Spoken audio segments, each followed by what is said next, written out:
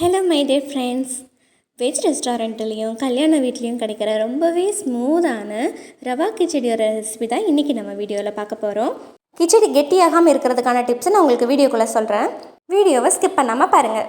இப்போ ஒரு கடாயில் 2 ஸ்பூன் நெய் போட்டுட்டு அதில் 1 கப் ரவையை போட்டு நல்லா பொன்னிறமாக வறுத்து எடுத்துக்கோங்க. வேறு பிளேட்டில் அதை மாற்றிட்டு இப்போ ஒரு கடாயில் 3 ஸ்பூன் ஆயில் போட்டு கடுகு போட்டு வெடிச்சதுமே கடலைப்பருப்பு வெங்காயம் போட்டு நல்லா வதக்கி எடுத்துக்கோங்க. ஒரு பச்சை மிளகாய் ஆட் பண்ணிக்கலாம். பீன்ஸ், கேரட், பட்டாணி எல்லாம் ஆட் பண்ணிக்கோங்க. இஞ்சி பூண்டு விழுது போட்டுக்கோங்க. நல்லா கிளறி விட்டுட்டு 1/2 ஸ்பூன் சால்ட் ஆட் பண்ணிக்கோங்க. ஒரு தக்காளி ஆட் பண்ணிக்கோங்க. கொஞ்சமாக மஞ்சள் தூள், பெருங்காயத்தூள் ஆட் பண்ணிக்கோங்க.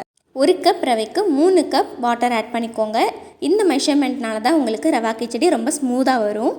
வெஜிடபிள்ஸ் எல்லாம் நல்லா வெந்து வந்ததுமே நம்ம வறுத்து வச்சுருந்த ரவையை கொஞ்சம் கொஞ்சமாக அதில் ஆட் பண்ணி நல்லா கிளறி விட்டுக்கோங்க. மூடி போட்டு 5 மினிட்ஸ் கழித்து எடுத்து 2 ஸ்பூன் நெய் இதில் ஆட் பண்ணிவிட்டு அடுப்பை ஆஃப் பண்ணிவிட்டு கொஞ்சமாக கொத்தமல்லி தழை மேலே தூவிட்டு எடுத்து சூடாக சாப்பிட்டு பாருங்கள். வேறு லெவலில் இருக்கும்.